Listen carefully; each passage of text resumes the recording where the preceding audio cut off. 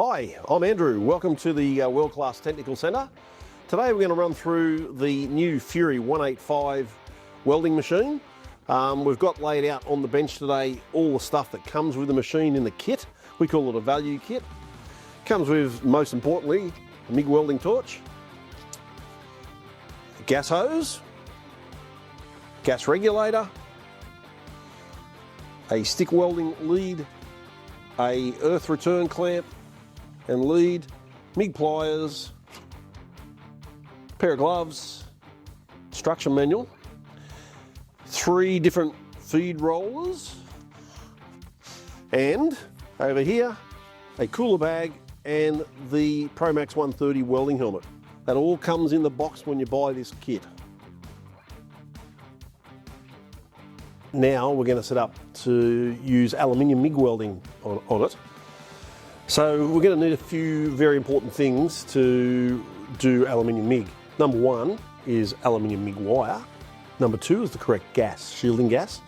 You can't use standard MIG gas that you'd use for mild steel welding.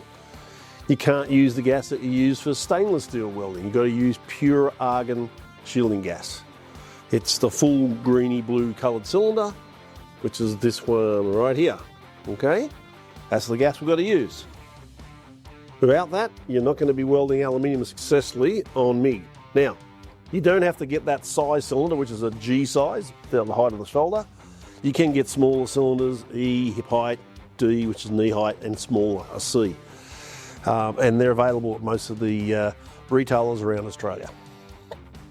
So, straight argon gas, aluminium MIG wire. We suggest you use AL5356. It's the most universal. It's marine grade aluminium, and it's great for welding a lot of products that go into service, whether it be a tinny to use on the waterway or a boat that you're using out in the ocean. It's really good quality wire. For this machine, only 1mm wire is the best.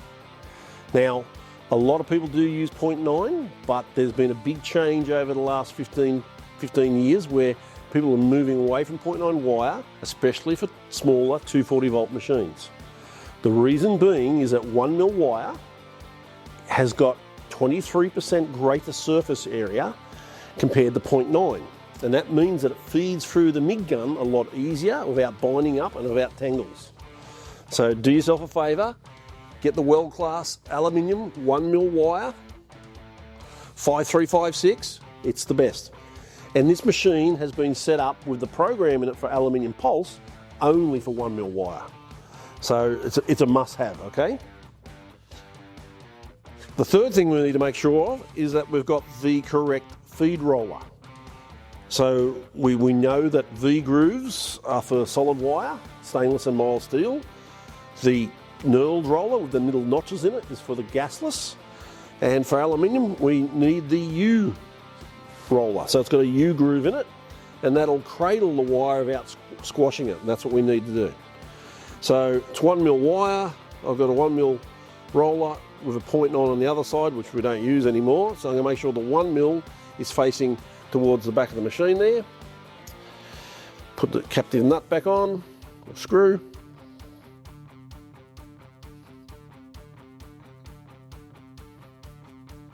Got the parts here to make sure that the spool stays on there nice and tight. The wire's got to come off the bottom, so make sure it's positioned right. You slip the roll in like that, get it up on that back lip.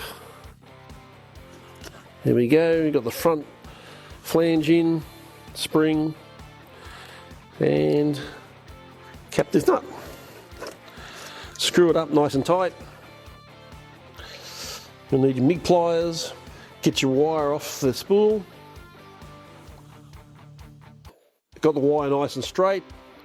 Going to back it up a little bit, feed it into the inlet guide, hold it nice and tight, and I push it into the outlet guide in about probably 20mm, 30mm on the other side. And now I'm going to lock the pressure roll arm down. Bingo. Now, I don't want as much pressure as I've had for steel, so I'm going to wind it up to about 2, so it's pretty soft on the pressure. One more very important factor is the MIG gun. The MIG gun we've been using has got a steel liner in it. So the steel liner is not very good with aluminium wire. So we need to change the liner and put an aluminium liner kit in it. And this is what this is. Again, there are liner kits and there are liner kits. This particular liner is carbon nylon. It is not Teflon. There are a lot of aluminium welding kits sold on the market which are Teflon liners. Don't use them. They're not good. The aluminium oxide, the actual coating or the outer coating of the aluminium is actually tougher than the Teflon, and it abrades the inside of the Teflon and clogs the liners up. But it doesn't do that to nylon or carbon nylon or carbon type liners, okay? So this one is a carbon nylon. It has a copper jump liner in there as well, which goes in the front part of the neck of the MIG gun. We have videos online to show you how to fit all these, and I'll do that now. I'll fit one into the new gun, and we'll be back in a second to play with the welding. Okay, so I've just put the nylon liner in, not Teflon, and there's a captive nut that goes on the back. Make sure that goes on, don't cross thread it. Little spanner, just to nip it up. There we go. So that's ready to go onto the front of the machine. We're going to feed the aluminium wire into the center hole, and then we're going to feed the wire all the way through to the end of the gun and into the contact tip. And this leads me to talk about a very important final part on the setup of aluminium MIG wire for MIG welding of aluminium. We've got aluminium wire, we've got the right U-groove roller, we've got the right shielding gas, we've now got the right liner in the gun, but we do need the right contact tip. So aluminium, when you power it up, it expands very quickly. And in a standard contact tip for the right size wire, so this is 1mm wire, if I use a 1mm standard contact tip and you power up, it will get clogged, it'll get jammed. So you need to run an aluminium 1mm tip, and they're normally marked as 1.0A. Or if you can't find them, go to the next size contact tip up, which would be a 1.2. All right, I've got the wire, the 1mm aluminium sticking out the front. I've put the nylon liner in. I'm going to thread that into the center of that liner nice and gently. There we go. Line the gun up. Great. Nearly ready to weld. So I'm going to be welding some 6mm aluminium. So on the chart inside the door, I would come over and look at the thickness, 6mm, and come across to the third column and see that I need between 135 and 150 amps to weld the aluminium in synergic mode. So that's what I'll set it for, maybe 140 amps.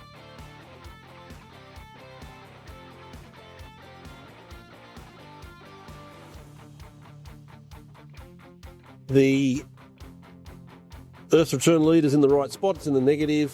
The MIG gun whip lead is in the right one, it's in positive. And again, that's on the door chart inside. It shows you where to put it for welding aluminium solid wire.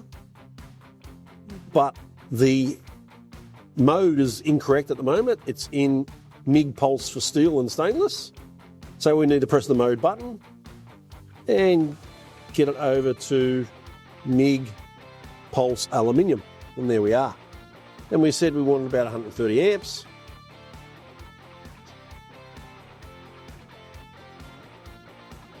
It's in synergic mode. It can't go into manual mode when it's in Pulse MIG. It stays in synergic, but I can change the voltage, the fine voltage, down to -3, which is really good because it helps push the wire into the weld pool and reduces burn back. So it's a very good little feature. Or if I go +3, That'll bring the wire possibly back even onto the contact tip when you stop, so be wary of that. It does give you more voltage and widens the arc and can help reduce spatter, but really on 1mm aluminium wire, start at 0. If you feel that you've got too much spatter, then maybe go up to 0.5 positive. If you feel that the wire is not going in close enough to the weld pool, then go down to minus 0.5. We are nearly ready to weld, other than putting our safety gear on. Have some fun welding your projects with the Weldclass machines.